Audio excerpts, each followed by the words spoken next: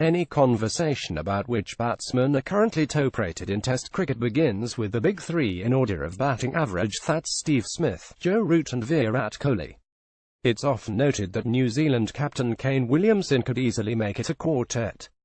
Indeed, Williamson should be included as his average is second only to Smith, but David Warner ought to also be there to extend it to a quintet.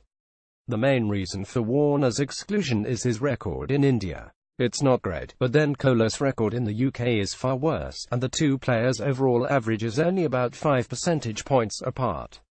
It's noticeable that on 2 tours of India, Warner regularly got starts but then lost his wicket.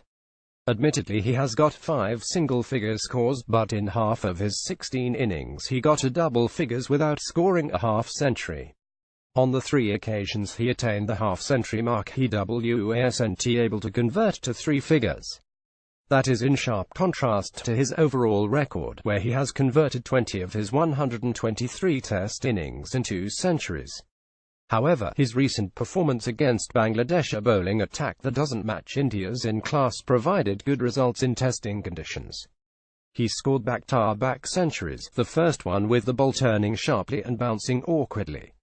That 100 was scored in typically flamboyant Warner style, attacking the bowlers and reaching and clearing the boundary regularly. His next century, in Chittagong, was his Dr. Jekyll impersonation.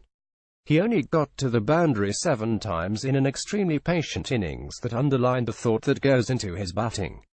I saw Warner bat in a Champions League game on a slow, low-Delhi pitch, where he tried to bash balls to the boundary.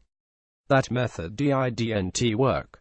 In his next innings on that same pitch, he placed the ball in 2 gaps, relying on timing to score his runs, and looked much more at ease.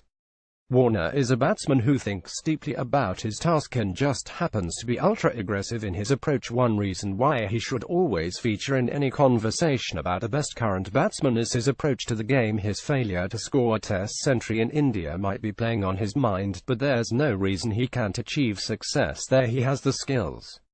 It's more just a case of him getting out when he's set, which can happen to any player. Most cricketers experience periods of drought in their career, and with a number of games being played now, it's a miracle if there's only one such. Warner is a very skillful batsman and always has been. Early in his career, the talk about him being a T20 hitter was misplaced. I first saw him bat on television in a T20 against South Africa. As he belted the likes of Dale Steyn around the park, I said to my wife, "This kid, he can bat." She responded, "What, all the 4s and 6s, you mean?" "No," was my reply. "It's the way he's adjusted to good deliveries from Steyn." It's fascinating to discuss batting with Warner. He commentated with Channel 9 in 2015, while his injured thumb repaired, and provided interesting insights into Australia's loss in the just-completed Ashes series.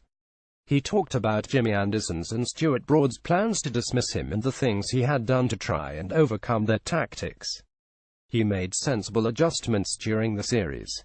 It was obvious this wasn't a hitter who just trusted his eye and his luck. Warner is a batsman who thinks deeply about his task and just happens to be ultra-aggressive in his approach. That's one reason why he should always feature in any conversation about a best current batsman: his approach to the game. Opening is a demanding position, and he is brave enough to take on new ball bowlers in order to give his side an early advantage in the game. Succeeding with that approach deserves to put him among a list of the best batsmen. He's certainly the most watchable. Now that he has experienced a breakthrough in Bangladeshi conditions, Warner's next tour of India might well provide a twist in the tale.